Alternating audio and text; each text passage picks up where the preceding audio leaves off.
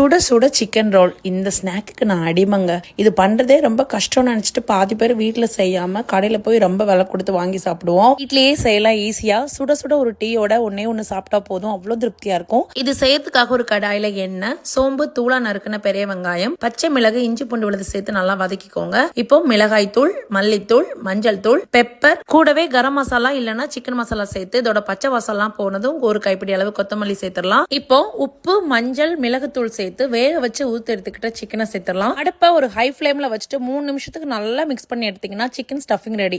அடுத்ததா ஒரு மிக்ஸியோட ஜார்ல 1 கப் அளவு மைதா மாவு, கூடவே ஒரு முட்டை, தேவையான உப்பு போட்டு 1 கப் மாவுக்கு 1.5 கப் அளவு தண்ணி ஊத்தி அடிச்சு எடுத்தீங்கன்னா தோசை பேட்டரும் ரெடி. இப்போ ரொம்ப குறைவான தீயில தோசை கல்ல ரொம்ப மெல்லிசான தோசைகளா இந்த மாதிரி பண்ணி எடுத்துக்கோங்க. பாருங்க, இந்த அளவுக்கு தோசைகள் தின்னா இருக்கணும். அடுத்ததா அதை கவர் பண்றதுக்காக மைதா மாவை கரைச்சு எடுத்து வச்சுக்கோங்க. கூடவே பிரெட் கிரம்ஸ். இப்ப தோசை எடுத்து வச்சு ஃபில்லிங்ஸ் ஒரு சைடுல வச்சுட்டு மைதா மாவை சைடுல எல்லாத்துலயுமே நல்லா பேஸ்ட் பண்ணி விடுங்க. அடுத்ததா கையை வச்சு கேப் எதுவும் இல்லாம இந்த மாதிரி ஃபோல்டு பண்ணிருங்க. திறந்து வரது மாதிரி இருந்துச்சுன்னா மைதா மாவை வச்சு நல்லா ஒட்டி விட்டுருங்க.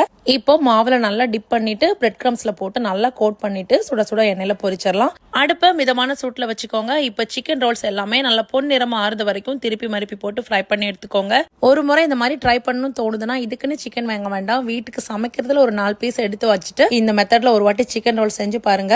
செஞ்சதும் கண்டிப்பா என்ன நினைப்பீங்க.